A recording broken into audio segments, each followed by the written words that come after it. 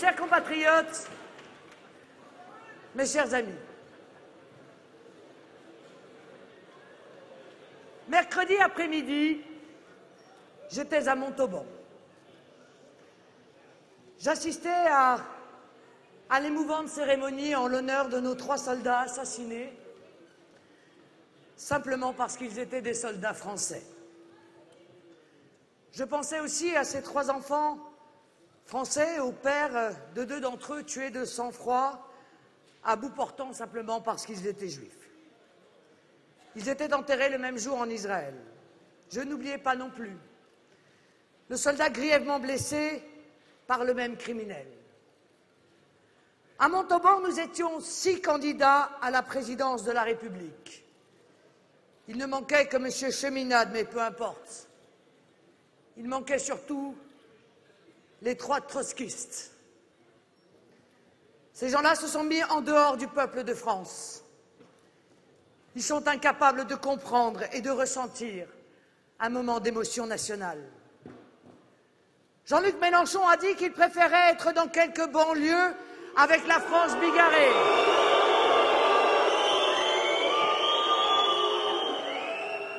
Cet homme qui distingue les Français selon la couleur de leur peau.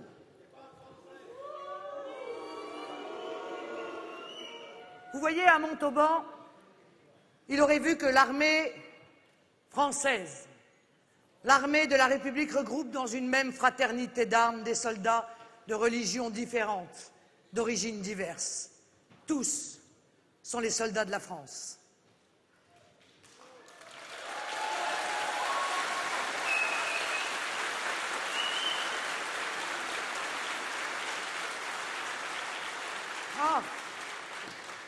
Dès mercredi matin, dès que nous avons su l'identité du tueur, nos élites ont exprimé leur désappointement. Rien ne le résume mieux que ce dialogue sur un réseau social entre journalistes politiques d'un grand hebdomadaire de gauche. Je vous le cite dans sa crudité et sa trivialité immonde. Ouvrez les guillemets. « Putain, je suis dégoûté que ce soit pas un nazi », dit le premier journaliste. Réponse de son collègue, ça aurait été effectivement plus simple.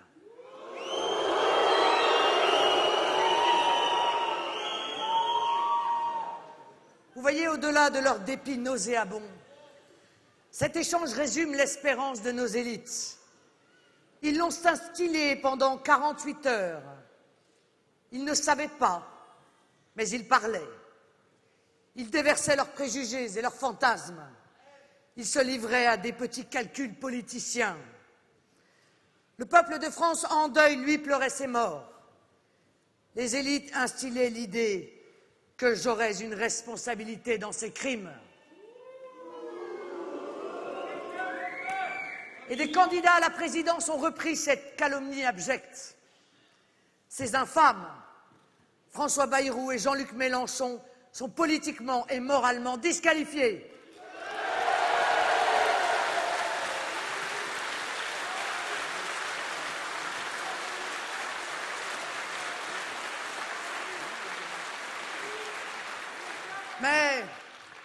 Mais ils sont des candidats du système, alors aucune pression ne s'exerce sur eux. Le système leur accorde une totale immunité. Dans leur ignominie, ils rejoignaient l'intellectuel organique du système, Bernard-Henri Lévy. Il n'a pas hésité, comme à son habitude, à m'accuser et accuser le Front National. Tous ces idéologues, tous ces politiciens auraient dû méditer l'histoire récente. Au cours de ces heures d'angoisse, Maître Gilles-William Golnadel a rappelé la réalité.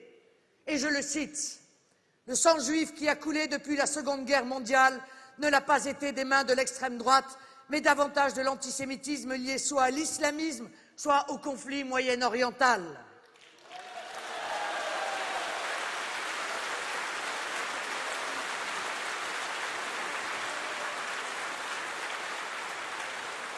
Mais la réalité a-t-elle encore un sens face à l'aveuglement et à la haine?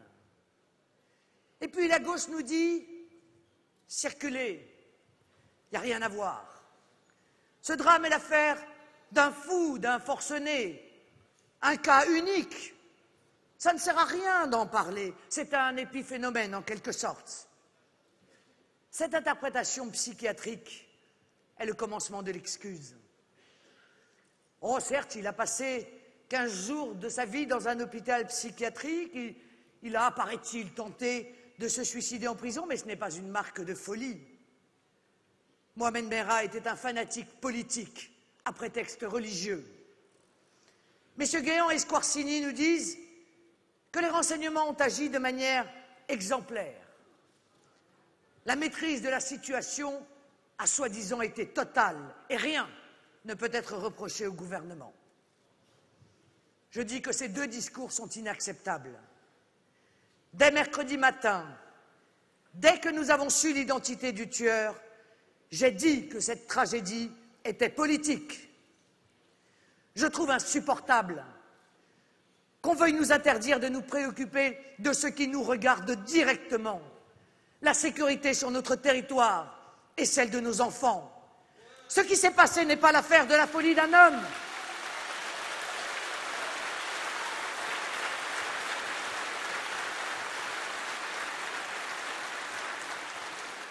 Ce qui s'est passé est le début de l'avancée du fascisme vert dans notre pays.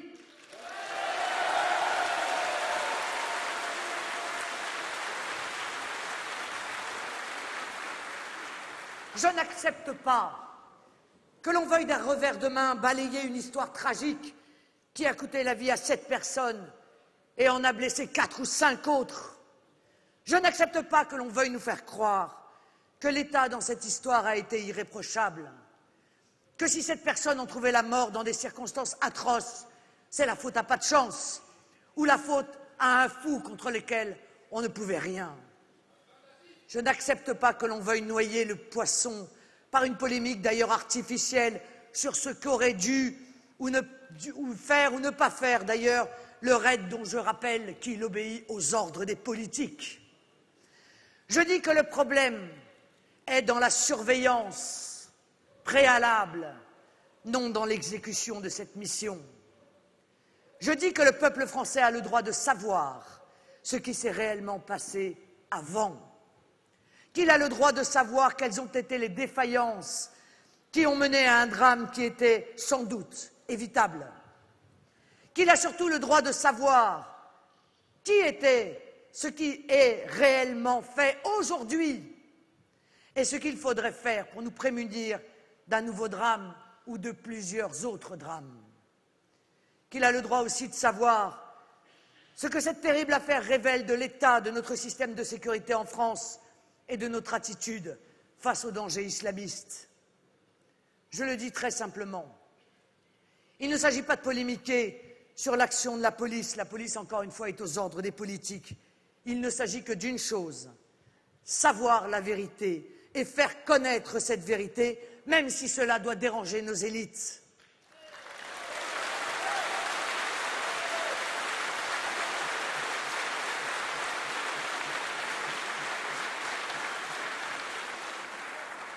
Car, mes chers compatriotes, en France, les élites ont pris cette très mauvaise habitude de se voiler la face lorsque la vérité dérange.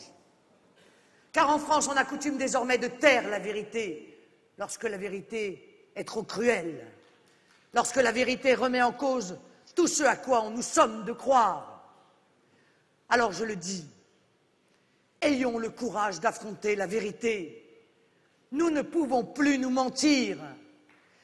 Ayons ce courage d'aller au-delà de la surface des choses, de ce vernis qu'on nous plaque sur tous les événements. Ayons ce courage de gratter un peu et de nous confronter au réel, de faire tomber les illusions. Je ne suis pas une marchande de rêves. En tout domaine, je veux un discours de vérité, et je veux un discours de vérité aussi sur ce qui fait mal. Je veux rendre hommage aux hommes de la police qui ont fait tout leur possible pour mener au mieux l'arrestation de Mohamed Merah. Mais l'issue de ce drame n'attriste personne. L'horrible tueur est mort et l'on ne versera pas de larmes sur sa disparition.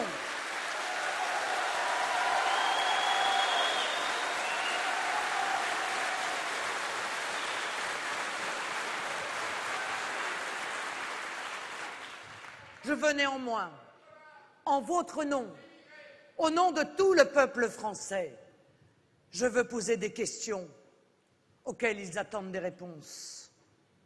Pourquoi et comment a-t-on mis aussi longtemps avant d'identifier Mohamed Merah? Pourquoi a-t-on autant tardé alors que l'on disposait, semble-t-il, dès le premier assassinat, d'éléments essentiels? Et je parle des adresses IP qui correspondent aux visiteurs de l'annonce postée sur Le Bon Coin, dont celle de la mère du tueur. Alors que cet homme était dans tous les fichiers de la police. Pourquoi et comment n'a-t-on pas davantage surveillé un malfrat qui s'était tant de fois illustré par ses actes de violence et déjà de barbarie, condamné à pas moins de 15 reprises déjà, et trop facilement relâché, rendu à ses travers, comme si de rien n'était, comme si rien ne se passait?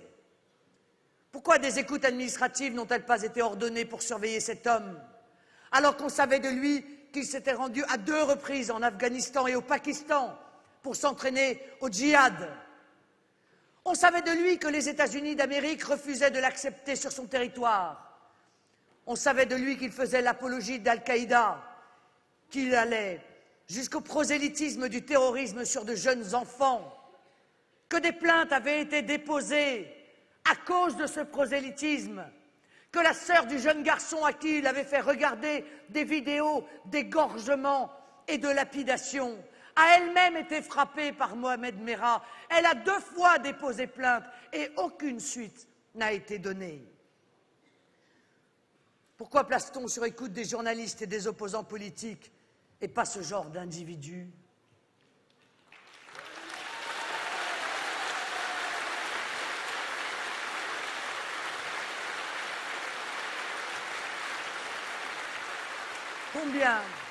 Combien aurait-il fallu de condamnations, de soupçons, d'évidences pour que les services de renseignement puissent enfin faire leur travail?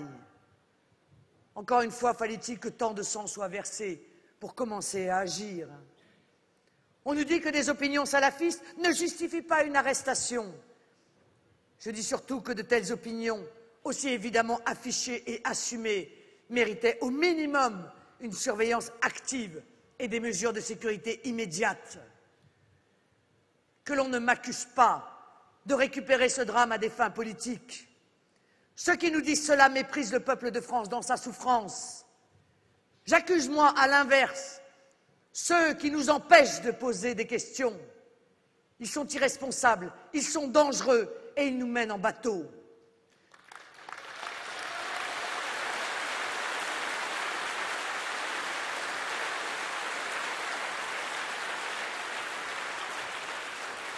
Que par idéologie ou par électoralisme, on cherche à étouffer les vérités concernant cette histoire immonde est inacceptable.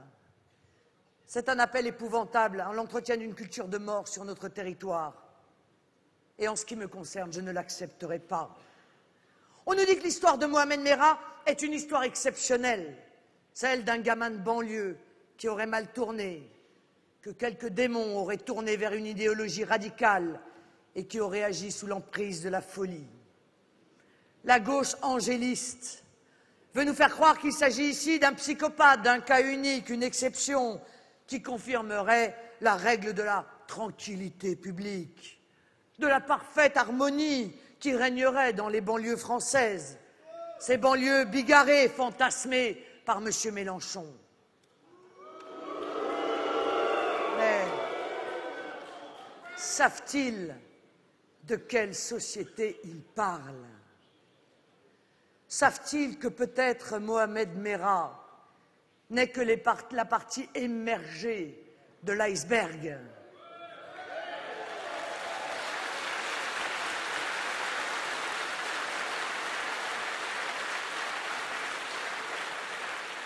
Une exception? Vraiment?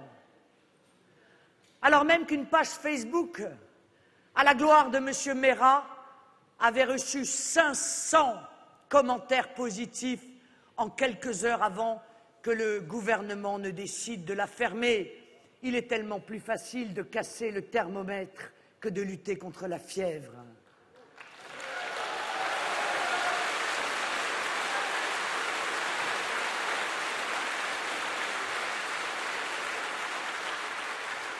Alors même qu'avant d'être fermée elle-même, la deuxième page Facebook en hommage à M. Mohamed Merah voyait 10 500 commentaires positifs en l'espace de quelques heures. Alors je le dis avec gravité, cette affaire est la conséquence la plus cruelle, la plus visible d'un mal très répandu. Oh, invisible certes à Saint-Germain-des-Prés, mais tellement présent dans nos banlieues. Cette affaire est l'expression paroxystique d'une gangrène qui se développe sur notre territoire à vitesse grand V. Tous ceux qui ont cherché à tirer la sonnette d'alarme, on les a fait taire. Eh bien, nous avons continué à parler et nous continuerons à parler envers et contre tout.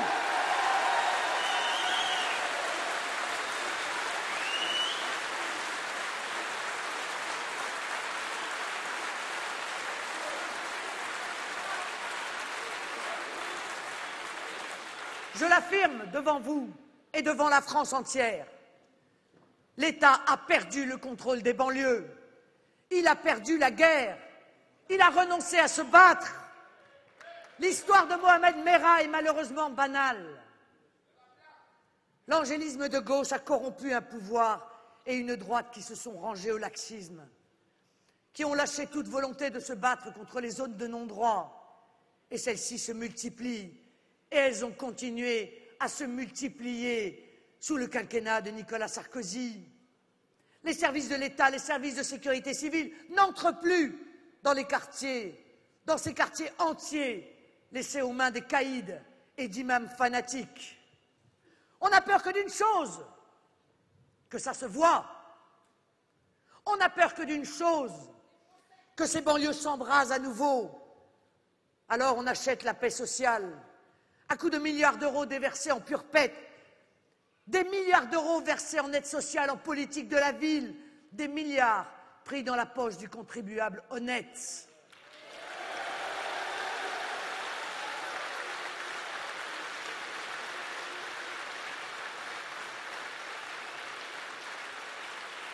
Alors plutôt que de s'attaquer au problème, on donne des ordres aux forces de police. Soyez là le moins possible.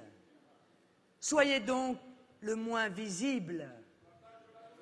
Combien de fois a-t-on entendu des gens venir nous dire que le simple passage d'une voiture de police dans un quartier difficile était une provocation? J'ai dénoncé à de multiples reprises les ordres qui étaient donnés aux policiers dans les banlieues de ne pas arrêter les conducteurs de motos ou de mobylettes, quels que soient les délits qu'ils commettaient, de peur de les voir chuter et d'entraîner l'embrasement des banlieues et les émeutes. Combien d'ordres ont été donnés à ces policiers qui viennent nous en faire part de surtout ne pas agir, de surtout ne rien dire, de surtout ne rien faire. Et l'on imaginait que les problèmes allaient se régler d'eux-mêmes. Mais les politiques de droite et de gauche sont les uniques responsables de la situation dans les banlieues françaises aujourd'hui, de ces zones de non-droit qui se multiplient.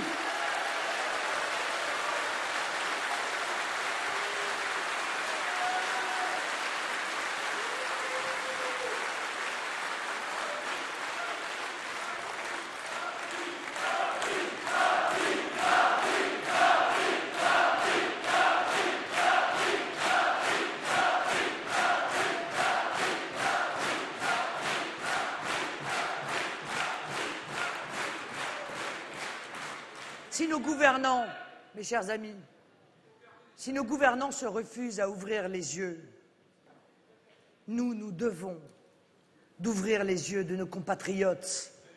Nous devons d'attirer leur attention sur la gravité de la situation.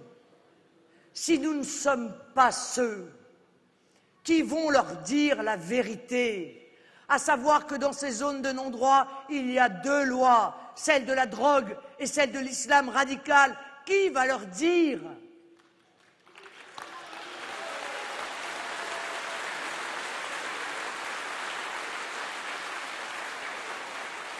Combien de quartiers entre les mains de la drogue et du deal qui en règlent la vie sociale? Ceux qui ont le pouvoir sont ceux qui maîtrisent les circuits du deal, et on apprend par hasard que dans des quartiers, des dealers fouillent même les habitants avant qu'ils rentrent chez eux dans leurs immeubles. C'est à une mafia qu'on a laissé le soin de diriger ces quartiers, ni plus ni moins. C'est une mafia qu'on laisse prospérer parce qu'on a abandonné la lutte contre le trafic de drogue et toute la délinquance qui est liée à ce trafic de drogue.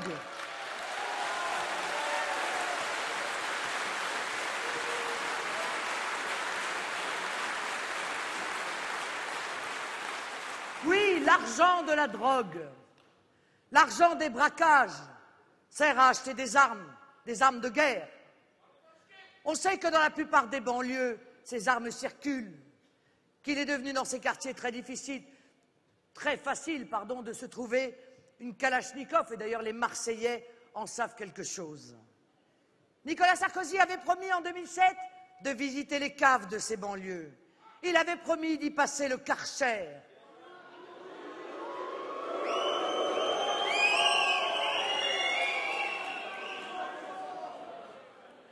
Il avait promis de nous débarrasser de la racaille qui y sévit. Mais qu'a donc fait Nicolas Sarkozy en 5 ans? 12 000 policiers et gendarmes en moins, 12% de réduction d'ailleurs du personnel de la DCRI. La vérité est qu'il a renoncé à agir si tant est qu'un jour il ait eu la volonté de le faire. Et comment peut-on croire qu'il agisse dans les 5 ans qui viennent? Comment peut-on croire encore aux promesses réitérées de rétablir la sécurité dans notre pays? Alors, clairement, mes amis, je veux que la République reprenne le contrôle de tout le territoire. Chaque centimètre carré du territoire appartient à la République.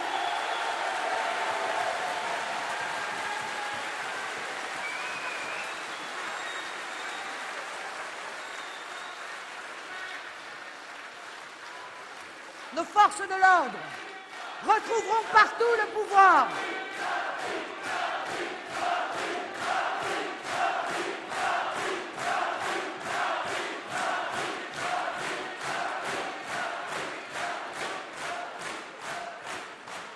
Partout, les forces de l'ordre rentreront.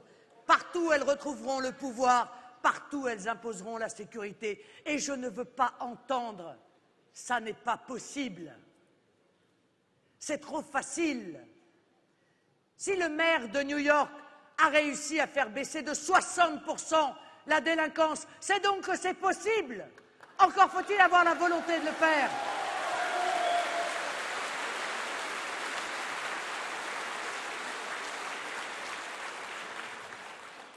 Je lutterai férocement contre le trafic de drogue en m'attaquant sans pitié aux dealers, mais aussi à la demande, à la consommation. Moi seul, je n'ai pas renoncé face à la drogue.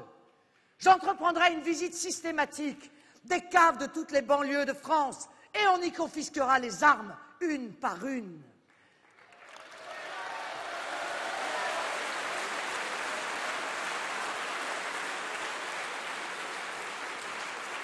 Mais pour cela, mes chers amis, je donnerai tous les moyens humains et légaux à la police qui doit retourner dans ces quartiers. La police y fera ce qu'elle doit y faire et ce qu'elle aurait dû y faire depuis déjà de nombreuses années. Ah, je l'ai dit, les effectifs de la police et de la gendarmerie saccagés par le pouvoir seront restaurés. Mais pas seulement parce que Ça n'est pas seulement humainement et matériellement que la police française et la gendarmerie française ont été désarmées, c'est aussi moralement. Et c'est la raison pour laquelle je mettrai en place et je ferai voter la présomption de légitime défense pour qu'ils se sentent assurés et confiants.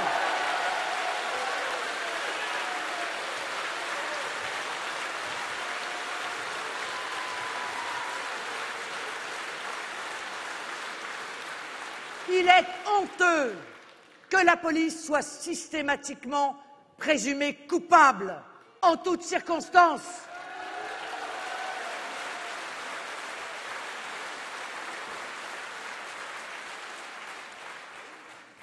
Et puis, mes amis, je remettrai en cause les accords de Schengen.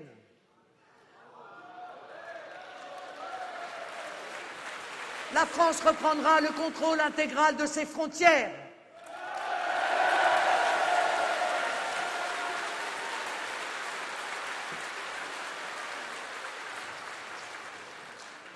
Il en sera fini de la libre circulation des hommes, mais aussi des trafics en tout genre. La seconde loi dans ces quartiers, c'est celle de l'islam radical.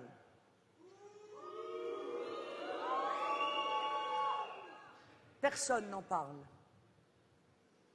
Que des jeunes filles ou des femmes essayent de sortir de leur immeuble sans porter le voile, ça devient dans certains endroits de plus en plus difficile.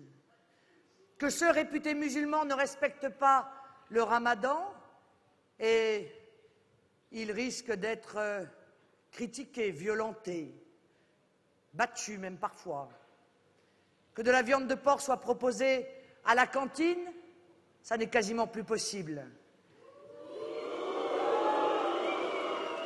Que la nourriture ne soit pas halal, que des collégiennes ou des lycéennes veuillent faire de l'éducation physique, que des hommes ou des femmes pataugent ensemble à la piscine municipale, que des hommes médecins prétendent soigner les patientes, que des jeunes filles refusent d'épouser celui qu'on leur impose. Voilà ce qui est difficile aujourd'hui et même parfois impossible dans certains quartiers.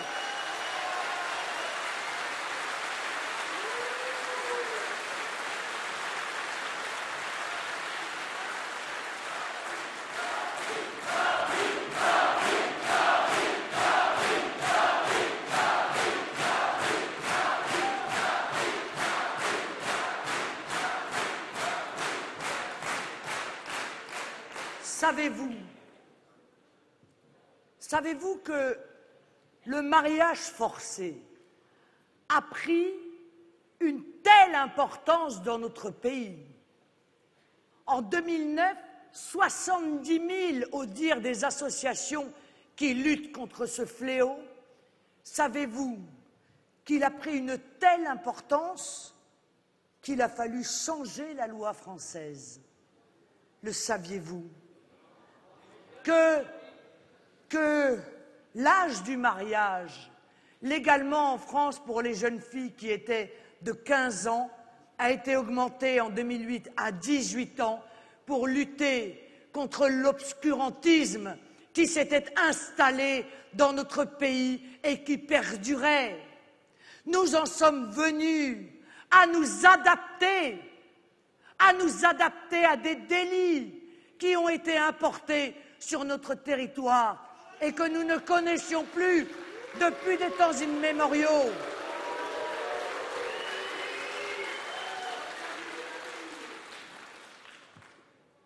On sait très bien le sort qui est réservé aux récalcitrants dans ces banlieues, parce que ces affronts à l'islam radical ne sont pas acceptés.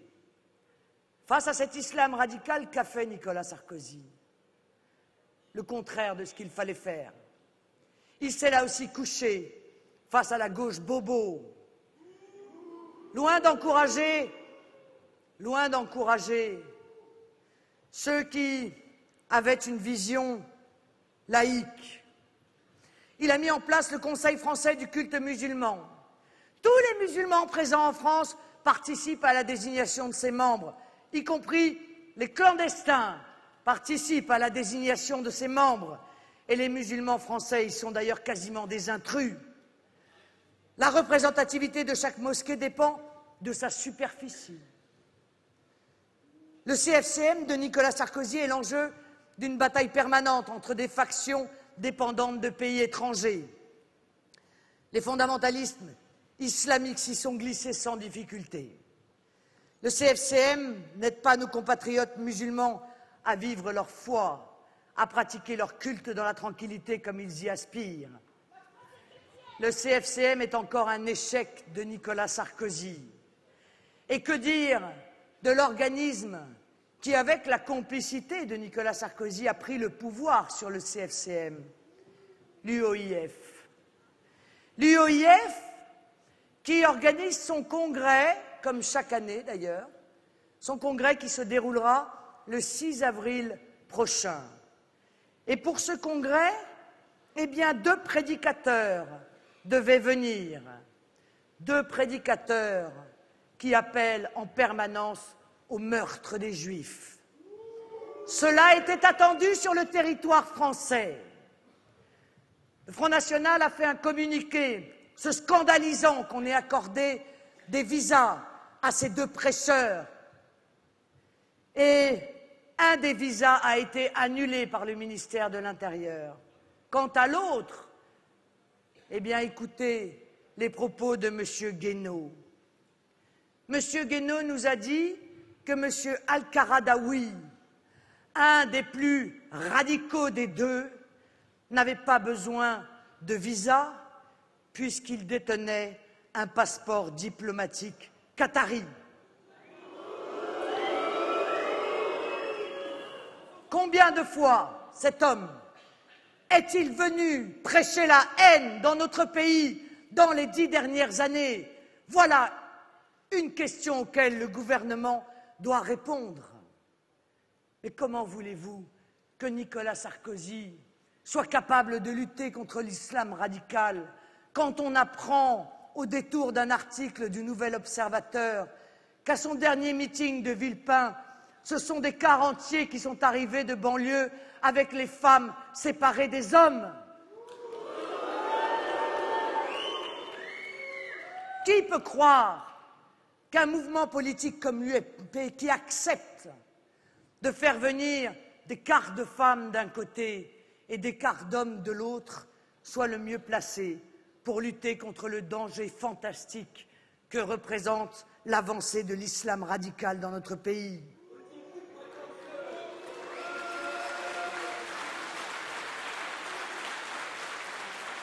Et puis, mes amis, ne nous cachons pas derrière notre petit doigt.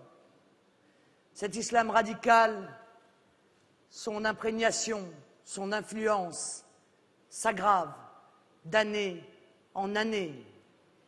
Il y a 15 ans, on n'en entendait quasiment jamais parler, parce que cet islam radical est la conséquence directe de l'immigration de masse que droite et gauche nous imposent depuis des décennies maintenant.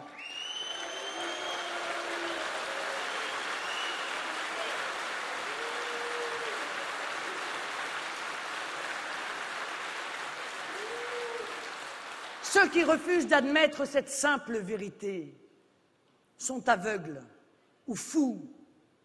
Cette immigration de masse que souhaite d'ailleurs le MEDEF en toutes circonstances pour peser sur les salaires des ouvriers français. Mais oui, cette situation est la conséquence directe de leur décision inique. 1 million d'étrangers légaux entrés en France pendant le seul quinquennat de Nicolas Sarkozy. Et combien d'illégaux? Combien d'illégaux? Tous les records sont battus. La gauche, avec Jean-Luc Mélenchon, souhaite régulariser massivement tous les sans-papiers. Sans-papiers, comprenez quand même les délinquants clandestins. Mais quelle prime au non-respect de la loi? Quelle prime au délit? Quelle incitation en Afrique, en Asie, au Maghreb, à prendre tous les risques, à venir par tous les moyens en France? Pourquoi donc croyez-vous que Mme Parisot reste silencieuse devant M. Mélenchon? Pourquoi donc croyez-vous que Mme Parisot réserve son venin à Marine Le Pen? La gauche a imposé à la droite sa préférence immigrée. La gauche a gagné la bataille culturelle. Tous les politiques nous chantent que l'immigration est une chance, que nous devrions avoir toujours plus d'immigration. Eh bien, on voit aujourd'hui le résultat. Combien de Mohamed Merah dans les avions, les bateaux, qui chaque jour arrivent en France remplis d'immigrés? Combien de Mohamed Merah dans les 300 clandestins qui chaque jour arrivent en Grèce via la Turquie, première étape de leur odyssée européenne? Combien de Mohamed Merah parmi les enfants de ces immigrés non assimilés, sensibles aux thèses les plus radicales et les plus destructrices, en rupture totale avec nos principes républicains? Nos élites ont laissé le pouvoir aux islamistes. C'est la raison pour laquelle je m'engage devant vous à réduire en 5 ans l'immigration légale de 200 000 entrées par an à 10 000 entrées par an, à limiter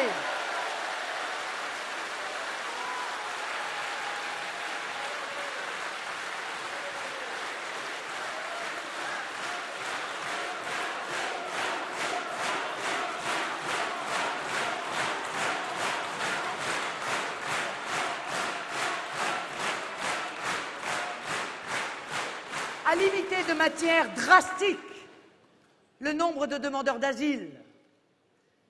Je m'engage également à abolir le droit du sol.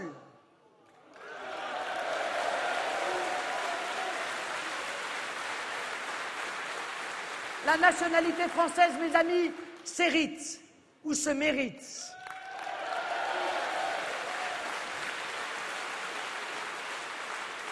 L'acquisition de la nationalité ne peut plus être automatique. Elle ne doit plus être une simple formalité. La naturalisation doit être soumise à des conditions strictes. Être français est une fierté, ça n'est pas un droit. Et d'ailleurs, nous n'arrivons pas à savoir comment M. Merah est devenu français. Ses parents ont-ils obtenu la nationalité française? A-t-il acquis la nationalité française uniquement parce qu'il est né sur le sol français? En tout cas, ce qui est sûr, mes amis, c'est que chaque année, des milliers de délinquants acquièrent automatiquement la nationalité française arrivés à leurs 18 ans, alors qu'ils ne devraient pas l'avoir, alors qu'on devrait leur refuser.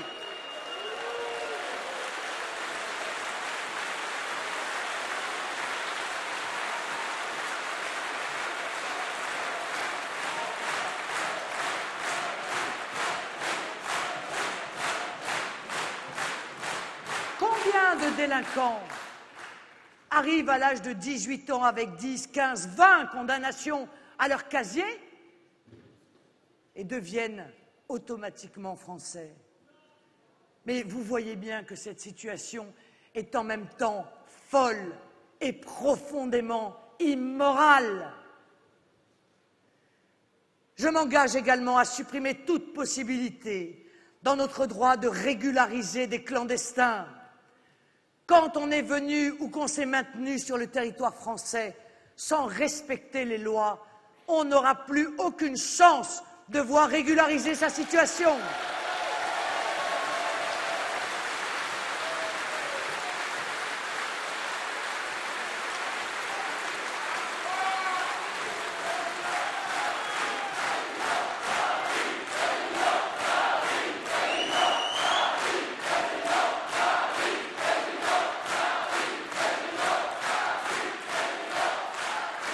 Expulserons toute personne entrée sur le territoire national illégalement.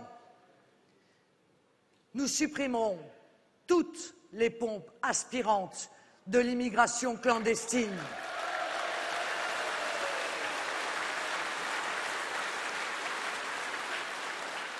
Je ne veux plus de manifestations de clandestins ou de soutien aux clandestins. Elles seront interdites.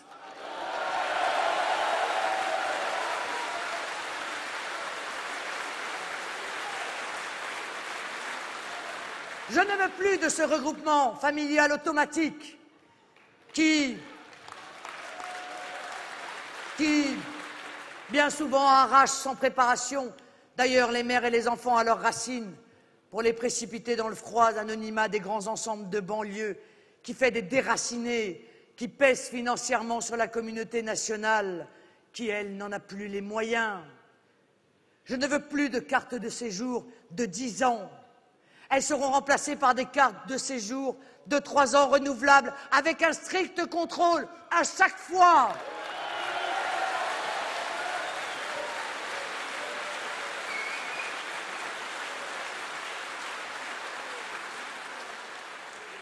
Alors, mes amis, sachez que toutes ces mesures fermes sont nécessitées par la situation de notre pays. Sachez qu'elles participeront d'ailleurs à lever le risque d'amalgame qui existe avec des Français d'origine étrangère, musulmans, qui respectent la loi, qui restent dans les clous, qui se sentent participer totalement de la communauté nationale, puisque ceux qui seront sur notre territoire, eh bien, nous les aurons acceptés, ils ne nous auront pas été imposés.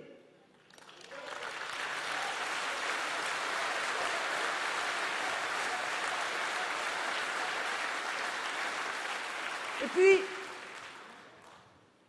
interrogeons-nous. Le Qatar investit dans nos entreprises les plus stratégiques. Pourquoi? Le Qatar répartit dans nos banlieues 50 millions d'euros pour créer des entreprises sur des critères ethnico-religieux. Pourquoi?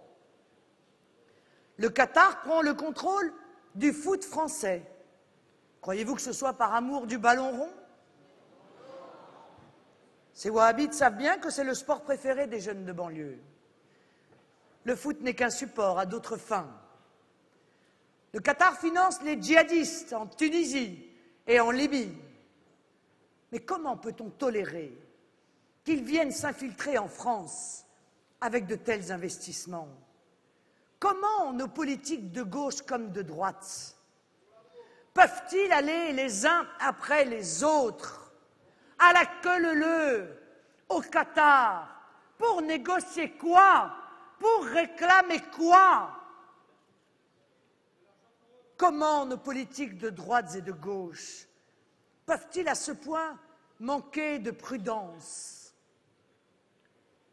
allant jusqu'à signer avec les Qataris des conventions fiscales les exonérant d'ISF pendant 5 ans, alors même que les impôts des Français les plus modestes ne cessent d'augmenter, alors même que les taxes se multiplient sur les plus faibles d'entre nous? Et pourquoi Madame Lagarde s'est-elle précipitée pour mettre en place dans notre pays la finance islamique? Pourquoi nos politiques font-ils tout leur possible pour pousser en France l'islam radical? On sait bien que quand on accorde 1 centimètre à l'islam radical, il vous en prend 5. Eh bien,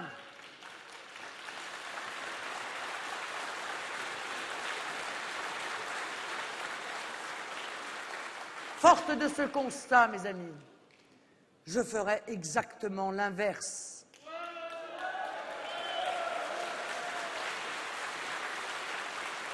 Je mettrai l'islam radical à genoux.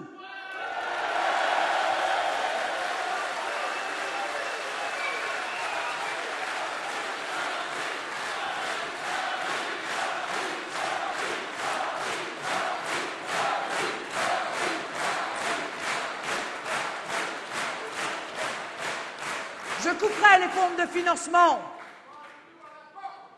Je couperai les pompes de financement de cet islam radical.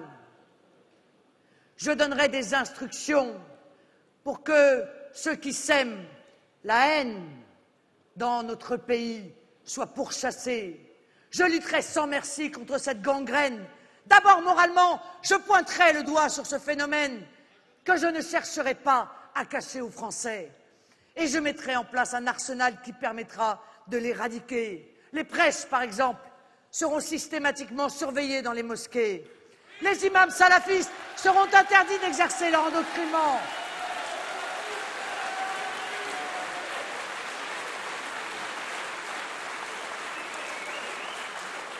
Les prosélytes de toutes sortes seront mis sur écoute et surveillés attentivement, et des perquisitions régulières permettront de s'assurer qu'ils ne constituent pas des arsenaux chez eux. Les personnes qui reviendront d'un voyage suspect en Afghanistan ou dans tout autre pays dans lequel on entraîne au terrorisme seront, s'ils sont étrangers, immédiatement ramenés à la frontière.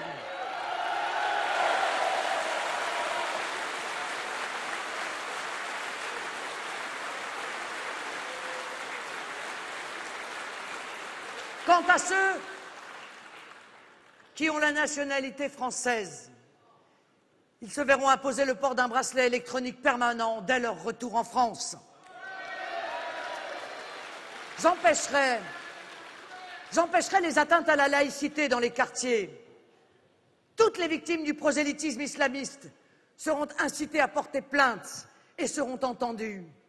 Je donnerai la consigne à nos services de police d'enquêter systématiquement sur ces actes coupables et de ne jamais renoncer à mener l'enquête.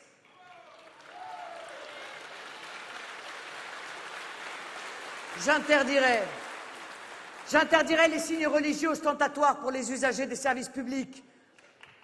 Je n'ai pas à connaître la religion de la voyageuse qui est à côté de moi dans le train.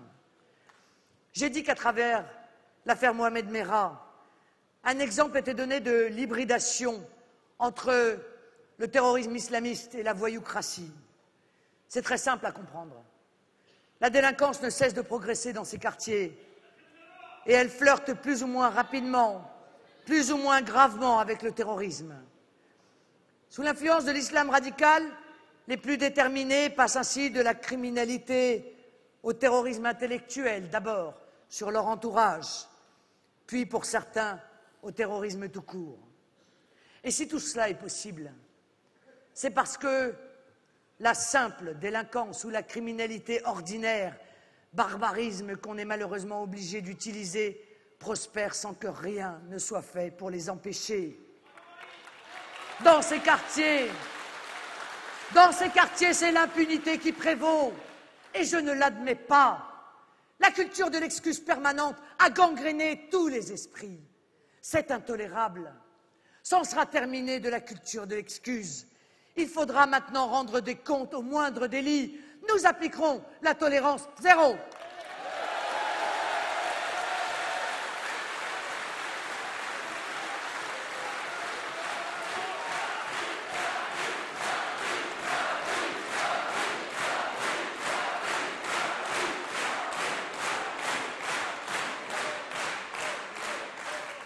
N'en déplaise aux bonnes et belles âmes moralisatrices.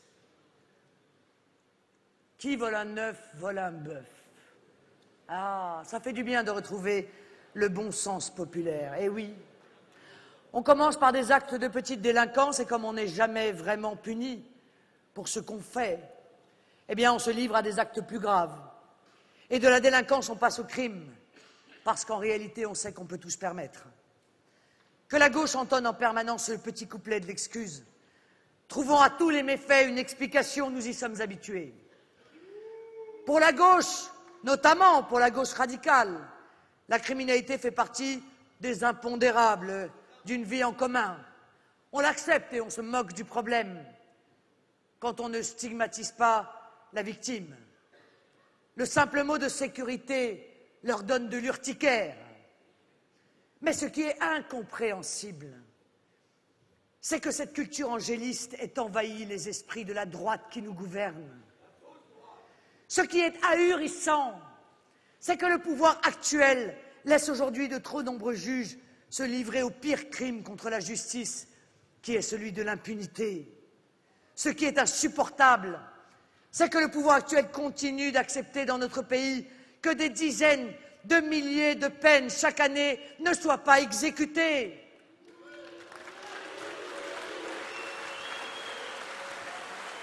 Ce qui est scandaleux, c'est que cela fait 15 ans, 20 ans que l'on sait que l'on va manquer de places de prison et qu'aucun gouvernement, ni de gauche, ni de droite, n'ait pris la mesure de ce problème et n'ait construit ne serait-ce que les 40 000 places de prison qui nous mettraient au niveau de la moyenne européenne.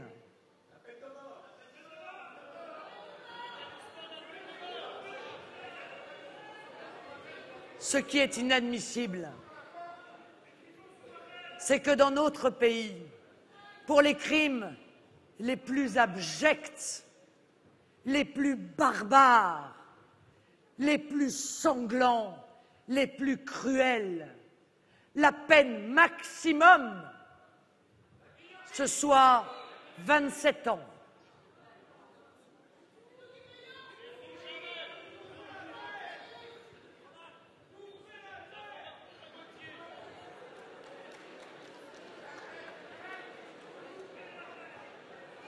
Qui peut oser dire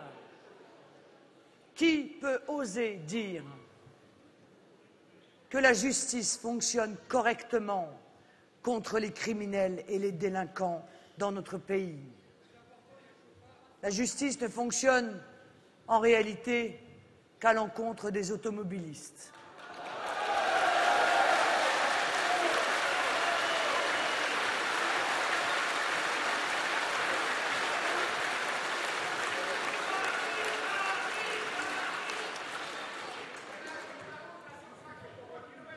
Français, tous sont responsables parce que nos politiques ont abandonné la sévérité, ils ont abandonné la juste punition de l'acte répréhensible. C'est bien la droite qui a supprimé la double peine, c'est bien Nicolas Sarkozy qui nous oblige à supporter les criminels et les délinquants étrangers sur notre territoire à leur sortie de prison. C'est bien lui qui nous oblige à les prendre en charge. Eh bien, je la rétablirai.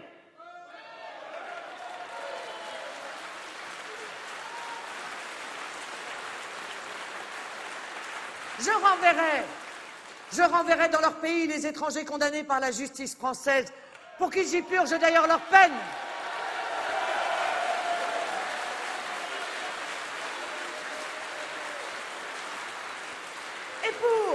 Que l'on soit assuré de ne jamais les revoir sur notre territoire. Oh, avec moi, soyez-en certains, chaque délinquant, chaque criminel effectuera sa peine, sans possibilité de sortir de prison avant que celle-ci ne soit totalement purgée.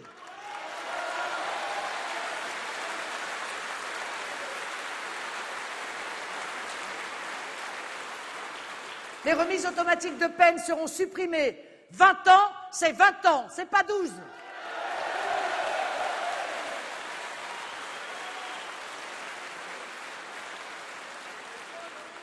Quand on pense qu'on en est arrivé à une telle inversion des valeurs que lors de l'élection présidentielle, des amnisties sont prononcées contre des voleurs, des escrocs, des frappeurs, mais pas contre les automobilistes qui ont des amendes.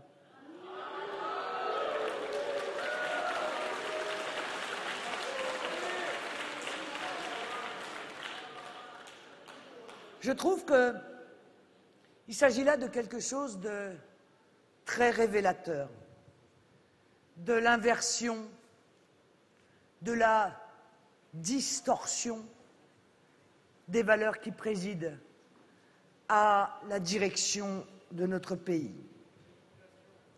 Drogue, trafic d'armes, islam radical, délinquance, criminalité, terrorisme maintenant, c'est l'impunité.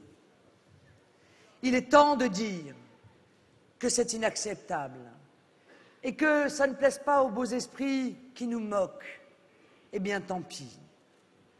Je ne comprends pas qu'élection après élection, les politiques trompent les Français et qu'en lieu et place de l'autorité, de la détermination, ils leur imposent le laxisme. Peuple de France, réveille-toi. Peuple de France, arrache la vérité, arrache ta liberté.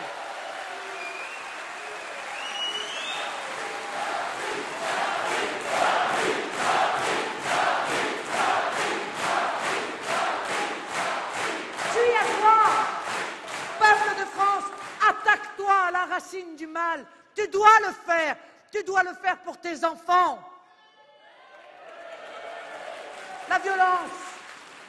La violence partout, la violence. C'est tellement plus confortable de se cacher les yeux, d'essayer de croire que tout cela est normal, que tout cela est inévitable, de se dire que nos pauvres politiques n'y peuvent rien. C'est tellement plus facile de se remettre à croire aux sornettes de ceux qui sont déjà tellement coupables, de ces laxistes qui, à chaque élection, nous manipulent. Mais il ne faut pas renoncer. Parce que le malheur n'est pas une fatalité, parce que la tromperie de politiciens vendus n'est pas une fatalité, parce que c'est notre responsabilité collective de réagir, parce que nous ne pouvons pas choisir par faiblesse, par habitude, par désespoir, en somme, de vivre dans la violence et dans la peur. Nous devons être courageux, nous le devons pour les plus faibles, nous le devons à nos enfants, nous le devons aussi à Marion, et à toutes celles et ceux qui l'ont précédée.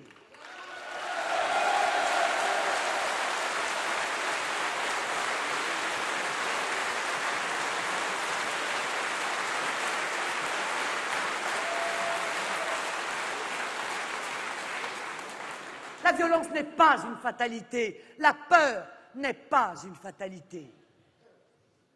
Et puis il faut aussi s'interroger sur la politique internationale de la France depuis 10 ans tout de même. Le 11 septembre 2001, les États-Unis ont fait l'objet d'une attaque terroriste de grande ampleur. Elle fut préparée en Afghanistan, avec la complicité des autorités de ce pays. Il était légitime que les États-Unis ripostent. Il était juste que la France lui apporte son soutien. Mais devions-nous envoyer nos soldats? Nos soldats ont accompli leur devoir, parfois malheureusement au prix de leur vie. Nous leur devons respect et reconnaissance, mais nous n'aurions pas dû les y envoyer.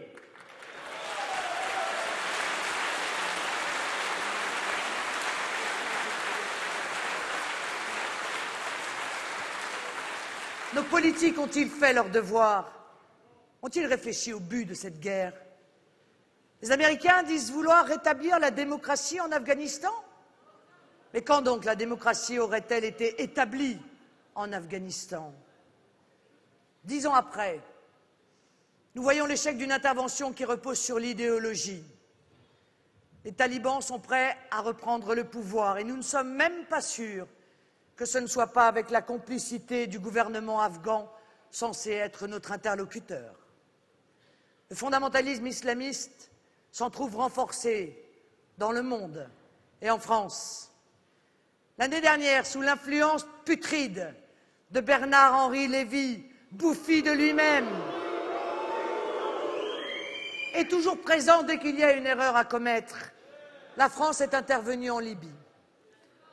Certes, Kadhafi n'était pas un homme recommandable, et pourtant Nicolas Sarkozy l'avait reçu en grande pompe dans des conditions humiliantes pour la France.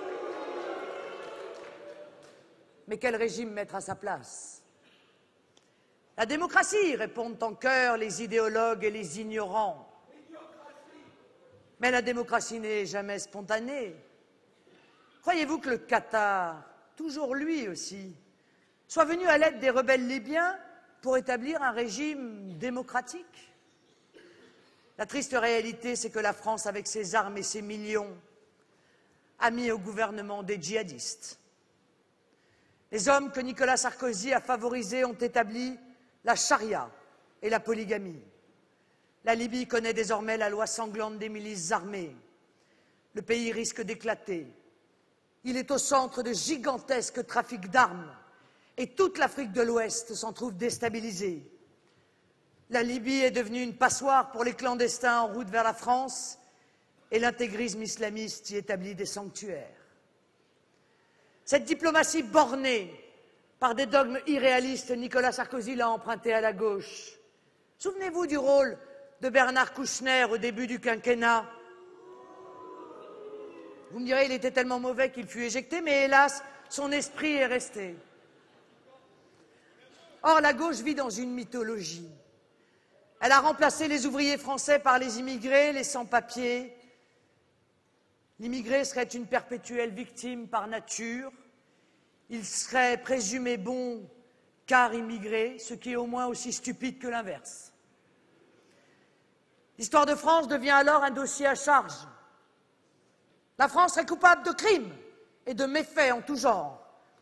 La France leur devrait une dette d'autant plus incommensurable qu'elle est totalement imaginaire. Sur cette base, la gauche a développé une culture de l'excuse qui transforme le délinquant en quasi-héros.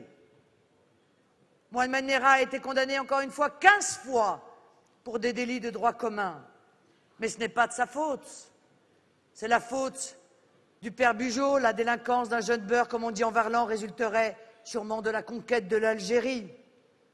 C'est ainsi qu'ils leur ont fait croire que non seulement nous avions commis une faute à leur égard, mais que celle-ci leur donnait une créance vis-à-vis de nous.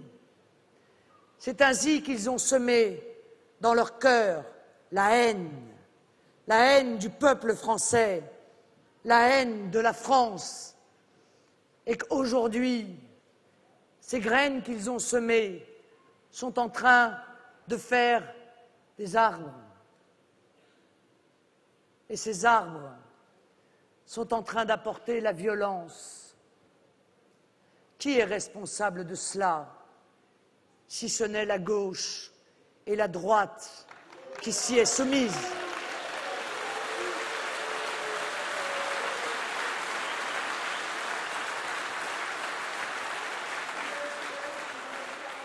Quel mépris pour la personne humaine, quel mépris d'ailleurs pour la responsabilité individuelle, quelle incitation à commettre des délits, puisque par nature, certains ne seraient pas responsables. Mais avec une telle vision de la France, comment voulez-vous que les immigrés et leurs enfants souhaitent s'assimiler à la nation? La nationalité française devient un simple papier pour réclamer des droits et pour bafouer des devoirs. Pour faire ensemble la France, pour faire ensemble cette France laïque et républicaine, encore faut-il s'éloigner de la mythologie. Il faut combattre cette idéologie anti-française. Elle se retourne contre nos compatriotes, d'ailleurs, qui ont acquis la nationalité française de plus récemment. Elle les cadenasse dans une origine ethnico-religieuse. Le droit à la différence devient une prison à ciel ouvert et le radicalisme s'y impose. Il faut aussi libérer les Français musulmans de la terreur que font régner les fondamentalistes islamistes. La pratique d'une religion relève du seul choix individuel et non de la pression communautaire. Loin de protéger nos compatriotes musulmans, la gauche leur refuse l'assimilation. Le multiculturalisme les rejette, le communautarisme les enferme. La tâche des fondamentalistes islamistes s'en trouve facilitée. Avec l'assimilation, il n'existe dans l'espace public que des citoyens français égaux entre eux. Dans la sphère privée, chacun est libre de pratiquer sa religion ou de n'en pratiquer d'ailleurs aucune. Chacun peut s'intéresser dans la sphère privée à ses origines, mais ni la religion ni les origines ne doivent déborder dans l'espace public pour que nous nous retrouvions dans une nation fraternelle. Alors oui, j'appelle tous les Français musulmans à nous aider, à les libérer de l'emprise islamo-gauchiste. Je les assure de notre aide et de notre soutien, et qu'ils sachent que nous menons ce combat depuis bien longtemps. Il y a 50 ans, nous fûmes les seuls à accueillir les harkis.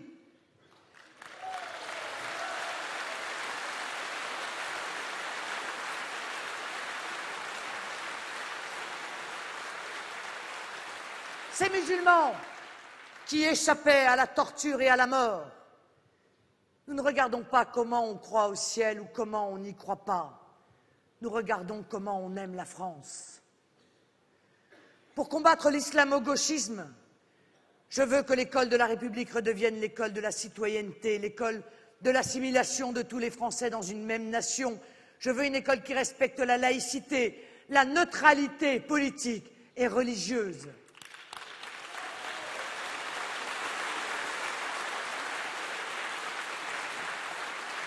L'histoire de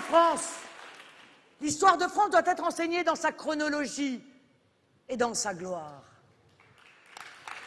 Or, comme dans toute histoire humaine, il existe dans notre épopée nationale des ombres. Vous en savez quelque chose à Nantes? Carrier mena dans votre ville une terreur impitoyable, elle fit quelques 10 000 morts. Les noyades furent épouvantables.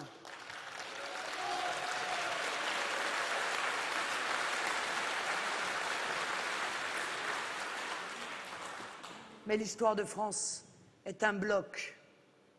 Et en votre nom, je l'ai dit et répété, en toutes circonstances de l'histoire de France, nous prenons tout, l'ombre et les lumières.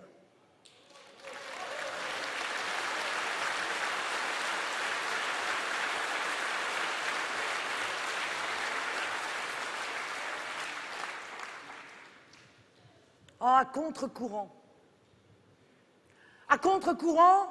de la pensée unique, de la bien-pensance, je vais dire que tous les enfants de France ont pour ancêtres les Gaulois.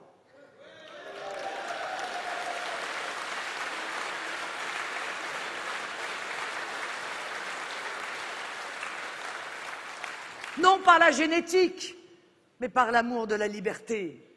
Laissons la génétique à la gauche, qui veut effacer le mot race de la Constitution. La législation antiraciste y perdrait d'ailleurs tout socle constitutionnel.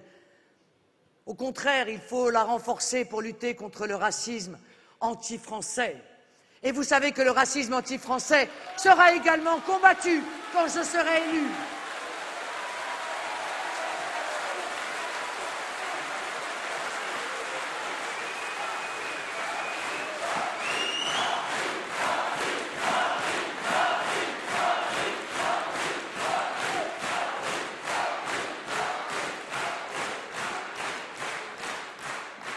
Les enfants de France, quelle que soit leur couleur, leur origine, leur religion, doivent connaître les figures de Clovis, de Roland, de Saint-Louis, de Richelieu, de Colbert, mais aussi de Robespierre, de Napoléon et de Gaulle. Tous les enfants de France doivent connaître les 40 rois qui en 1000 ans firent la France. Tous les enfants de France doivent connaître les 40 rois, doivent connaître aussi et doivent vibrer comme Marc Bloch au récit du Sacre de Reims et au récit de Valmy.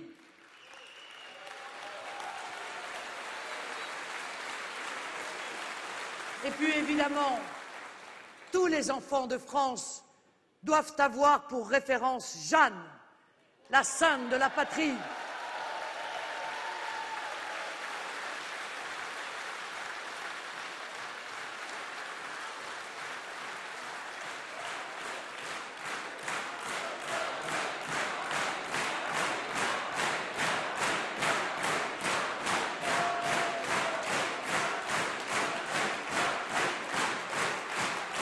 Je n'ai rien, mes amis. Je n'ai rien contre l'histoire du Mali ou du Monomotapa, qui a remplacé l'étude de Henri IV ou de Napoléon Bonaparte, mais les connaître n'aide en rien à penser la France. Que l'histoire de tous les pays du monde soit enseignée à l'université, c'est normal. Mais dans le primaire, il faut apprendre une histoire qui permet d'aimer son pays. Dans le secondaire, il faut apprendre à comprendre son pays dans la longue durée. Arrêtons avec cet universalisme dévoyé. Soyons pour une coopération entre les peuples, à commencer par ceux d'Afrique. La francophonie nous donne des devoirs. L'aide sera d'ailleurs subordonnée à un contrôle étroit des flux migratoires et à l'acceptation du retour des clandestins vers leur pays d'origine.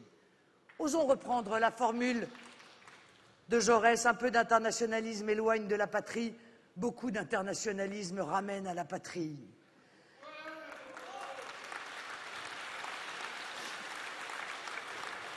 Je respecte toutes les nations du monde, mais je veux que l'on respecte la France, ma patrie notre patrie.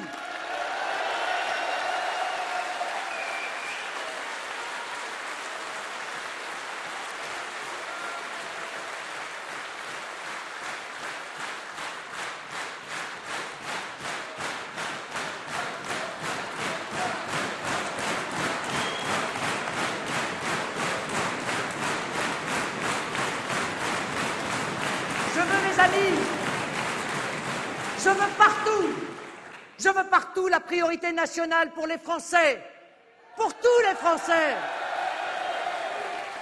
Je veux un patriotisme économique et social. Je veux réaffirmer notre modèle républicain et ses valeurs contre le multiculturalisme.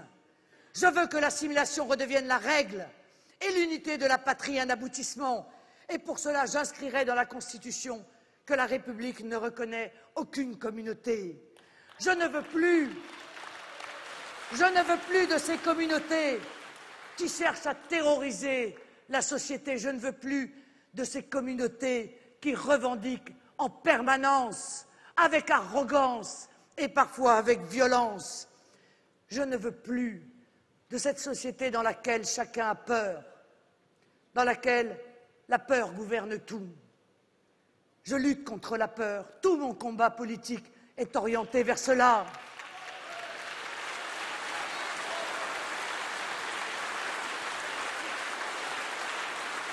Je veux une société où la peur ne fasse plus la loi. On entretient le mal. On apporte la mort pour faire vivre les Français dans la terreur. Parce qu'on tient mieux un peuple qui a peur qu'un peuple qui se sent fort.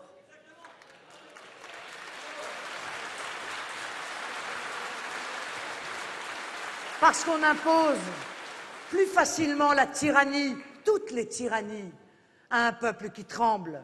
Or, les politiques le savent et s'en servent. Plutôt que d'en libérer le peuple et de combattre cette peur en combattant les causes de cette peur, ils s'en servent pour asseoir leur pouvoir sur les Français.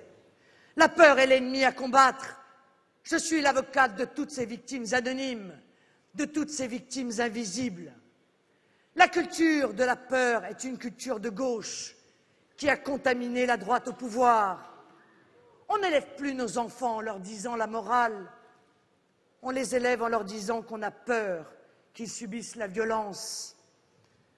Ce sont bien souvent, ce ne sont plus les principes qui gouvernent, mais la peur.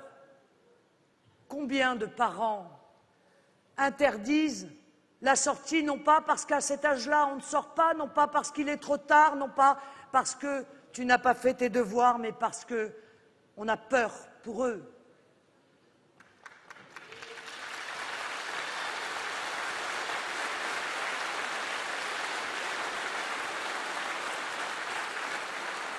On n'éduque plus correctement nos enfants dans les écoles parce que les maîtres ont peur de certains élèves. Un professeur qui travaille la peur au ventre ne peut pas faire correctement son travail.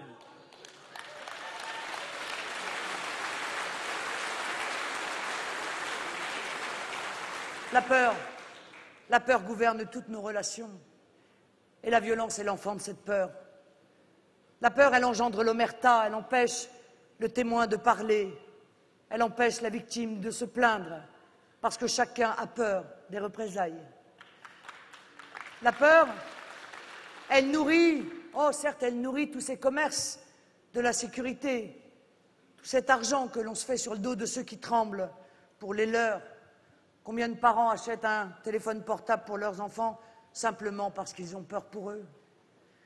Notre société est-elle ainsi faite que l'on ne puisse posséder que pour craindre, que l'on ne puisse plus profiter des siens, jouir de son bien sans la crainte un jour de tout perdre? La peur prend d'autres formes parce que l'insécurité n'est pas que physique. L'insécurité, elle est aussi sociale, elle est matérielle. Et l'on a peur de ceux qui tiennent notre avenir entre leurs mains, actionnaires, banquiers, administration. On a peur du chômage et on n'ose plus rien revendiquer quand on est salarié. On se fait le plus petit possible, acceptant parfois l'inacceptable de peur d'être vu et vidé.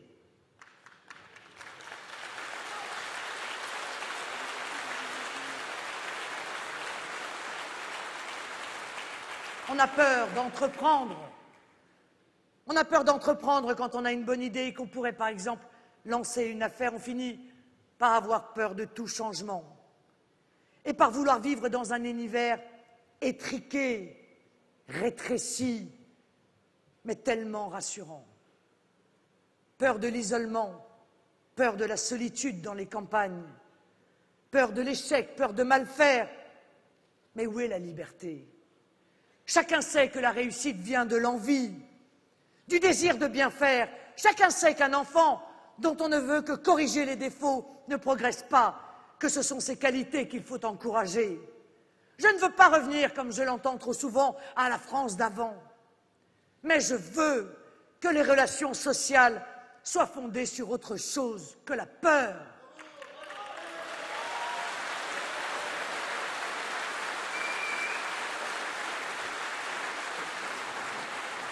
Je veux une société dans laquelle on respecte les règles du jeu. Je veux que les relations humaines s'appuient sur la solidarité, l'entraide, l'espérance. Je veux que l'on puisse compter les uns sur les autres pour faire reculer la peur. Mais pour cela, il faut que nous retrouvions aussi la conscience d'être un peuple et donc une famille.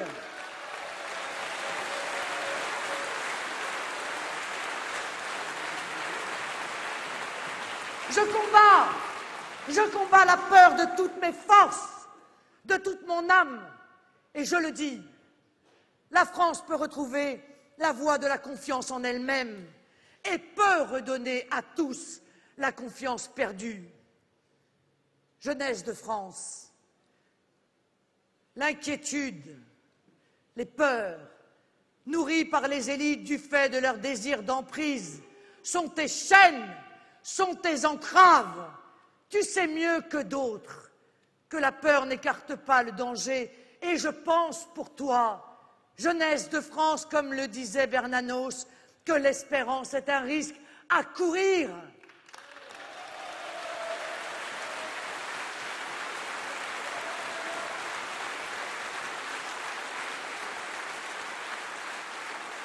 Jeunesse de France, esprit de la France, libère-toi de ces élites qui t'enchaînent, qui t'étouffent, et rejoins-nous sur notre chemin d'espérance.